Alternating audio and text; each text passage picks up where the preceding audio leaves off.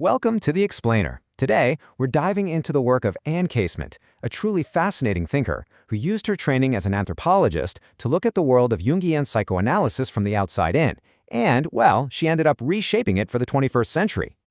So let's start where she started, colonial Bombay. This quote, it's not just some distant memory. It's the absolute bedrock of her entire way of thinking. So many theorists come at psychology from this place of, academic abstraction. But Casement's understanding of the human condition, it was forged in the raw, unfiltered reality of life and death seen up close every single day. And this upbringing created this really profound sense of duality in her.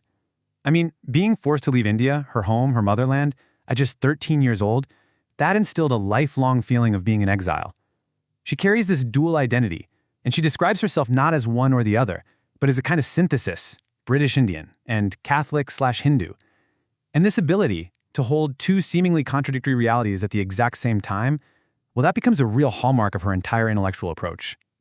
What's so crucial to understand here is that this wasn't about her just watching hardship from a distance. Not at all. It was about direct engagement. We're talking about her joining funeral processions, speaking to mourners, working in the slums.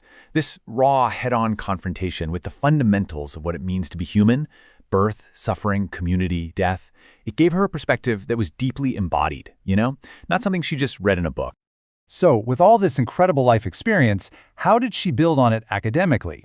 You might think she'd go straight into psychology, right? But nope.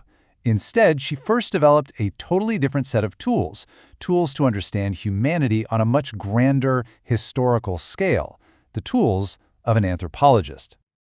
Her intellectual journey is just a fascinating map to look at.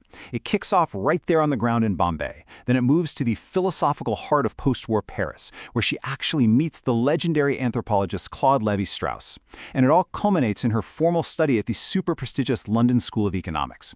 You can see how each step just broadened her lens, right? From the individual to the cultural, and then even to the deep evolutionary history of our entire species. And at the time, the intellectual climate was totally defined by this split.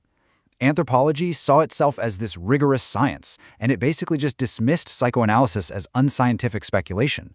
But Casement, she saw what they couldn't, these deep structural similarities in how they were both thinking. In fact, she even wrote her thesis on how much Lévi-Strauss had borrowed from Carl Jung without ever giving him credit. She was building a bridge between two worlds that absolutely refused to talk to each other. Okay, so how does an anthropologist with this really critical outside perspective even get into the often very insular world of Jungian analysis? Well, she doesn't just join, she begins to analyze it, critique it, and ultimately shape it from the inside out. Her entry was so strategic and so influential. Through these key relationships and just her sharp analytical mind, she was quickly invited to the editorial board of the field's top journal. And get this, one of her first major contributions wasn't about theory. It was about the history of the community itself, analyzing its internal politics and factions with an anthropologist's eye. She was studying the tribe, not just its beliefs. And her focus on often overlooked figures really shows her whole approach. She expresses this deep admiration for Emma Jung, Carl Jung's wife, recognizing her not just as some supportive partner, but as a formidable intellect in her own right. It was Emma, Casement points out, who provided the crucial holding and containment that made Carl Jung's own deep, and let's be honest, often chaotic inner explorations even possible. And this leads to one of Casement's most important contributions, her argument that for any field to really mature, it has to be able to critically examine its own founder. And this isn't about tearing them down, it's about finding the blind spots to create a more complete picture.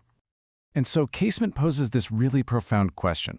With all of his exploration of the psyche, the soul, and the self, was there a key part of the human experience that Carl Jung himself seemed to be actively afraid of, or maybe just avoiding? The answer, she suggests, lies in his relationship with art and aesthetics. Jung had this immense artistic talent. You just have to look at the Red Book to see it. But he seemed to really distrust it. He appeared to believe that art and beauty were somehow secondary, less important than the pursuit of a more scientific or philosophical truth. Casement makes this absolutely brilliant philosophical diagnosis here. She argues that Jung built his whole framework on Immanuel Kant's Critique of Pure Reason, which is a work all about how we know things. But he mostly ignored Kant's third critique, the critique of judgment, which is all about aesthetics, beauty, and the experience of the sublime. And by doing that, he may have overlooked the perfect philosophical language to describe his own visionary experiences. This suggests that a truly complete model of the human psyche has to explicitly include the aesthetic dimension. So this critical perspective is what allows Casement to build toward the future. She isn't just a historian or a critic, she's a synthesist, actively connecting the insights of psychoanalysis with modern neuroscience and diverse global cultures. She was actually a founding member of this groundbreaking field, neuropsychoanalysis. And the goal here is frankly audacious, to find the biological, neurological underpinnings for the deep psychological experiences that analysts have been observing for over a century. It's all about bridging the mind and the brain. And this reveals the core insight of the whole field. For decades, the main neuroscientific view was that consciousness came from the highly evolved cortex, that it was a product of thinking.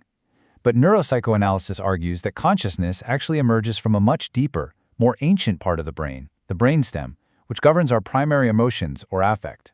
And boom, this creates a revolutionary link right back to Jung, who always emphasized that our sense of self begins not with what we think, but with what we feel. Casement applies this integrative thinking all over the world. When she's teaching ethics in China, she doesn't just show up and impose a Western model. No way. Instead, she creates a dialogue. She compares the Kantian system, which is based on an absolute duty and universal moral law, with the Confucian system, which is all about character, cosmic harmony, and these pillars of virtue. And what she finds is this deep common ground. Both ancient Eastern and modern Western systems ultimately come together on the idea that virtue is the essential theme, the leitmotif of a well-lived life. So we end with perhaps the most essential Jungian concept of all, the shadow. You know, those parts of ourselves and our history that we'd much rather not look at. For Casement, confronting this shadow isn't just a personal task, it is absolutely critical for the survival and relevance of the entire field.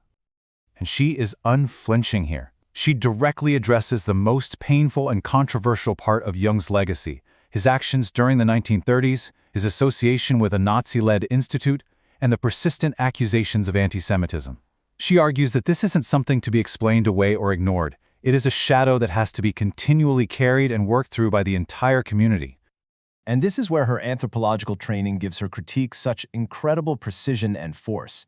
She points to Jung's use of phrases like primitive mentality and participation mystique, terms he borrowed from a philosopher, not a field anthropologist. She calls this what it is, ghastly. She shows how Jung's reliance on flawed, racist source material created another deep shadow in his work that has to be actively dismantled. And this leaves us with a powerful and provocative question that honestly extends far beyond psychoanalysis. It suggests that integrating the shadow isn't just a therapeutic process for one person. It is the fundamental, ongoing ethical task for any intellectual movement that wants to remain vital and true. To truly build on a legacy, it seems we have to have the courage to confront its darkest parts.